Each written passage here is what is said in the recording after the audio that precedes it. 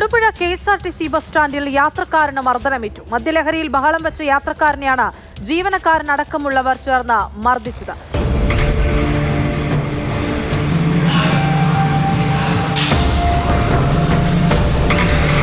ഇന്നലെ വൈകിട്ട് 4:30 ശേഷമാണ് തൊടുപുഴ ബസ് സ്റ്റാൻഡിൽ KSRTC ബസ് സ്റ്റാൻഡിൽ ഈ സംഭവം ഉണ്ടാകുന്നത്. മദ്യലഹരിയിൽ ഇയാൾ അവിടെ അസഭ്യവർഷം നടത്തി എന്നുള്ളതാണ് KSRTC ജീവനക്കാരുടെ വാദം.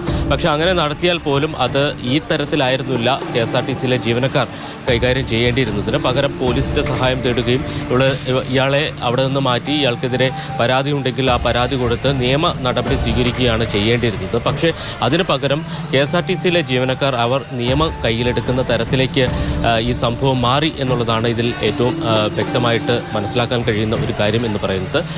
KSRTCയിലെ ജീവനക്കാരാണ് എന്നുള്ളതാണ് നമ്മൾ ദൃശ്യങ്ങളിൽ നിന്ന് മനസ്സിലാക്കുന്നത്. പക്ഷേ DTOയുമായി സംസാരിച്ചപ്പോൾ ഇവർ തൊടുപുഴ ഡിപ്പോയിലെ ജീവനക്കാരല്ല എന്നുള്ളതാണ് അദ്ദേഹം വ്യക്തമാക്കുന്നത്. ഒരാൾ സിവിൽ ഡ്രസ്സിലുള്ള ആളാണ്, അയാൾ ടാഗ് ധരിച്ചിട്ടുണ്ട്. KSRTCയിലെ ജീവനക്കാരനാണോ എന്ന് ഉറപ്പിക്കാൻ കഴിഞ്ഞിട്ടില്ല. ഈ ദൃശ്യങ്ങളിൽ നിന്ന് യാത്രക്കാരുടെ ഭാഗത്തുനിന്ന് കാര്യമായ പ്രതിരോധമൊന്നും ഉണ്ടാകില്ല. പകരം ഏകപക്ഷീയമായിട്ടുള്ള മർദ്ദനമാണ് ഈ ദൃശ്യങ്ങളിൽ നിന്ന് നമുക്ക് വ്യക്തമായി മനസ്സിലാക്കാൻ കഴിയുന്നത്. എന്തായാലും ഈ സംഭവത്തിൽ ഇതുവരെ പരാതിയൊന്നും പോലീസിന് ലഭിച്ചിട്ടില്ല. ഈ സംഭവത്തിന് പിന്നാലെ പോലീസ് അവിടെ എത്തിയിരുന്നു. ഈ യാത്രക്കാരനെ അവിടെ നിന്ന് പോലീസ് കൊണ്ടുപോയി എന്നുള്ളതാണ് മനസ്സിലാക്കുന്നത്. പോലീസ് പറയുന്നത് ഇയാളെ അതിനുശേഷം ബസ്സിൽ കയറ്റി വിട്ടു എന്നുള്ളതാണ്.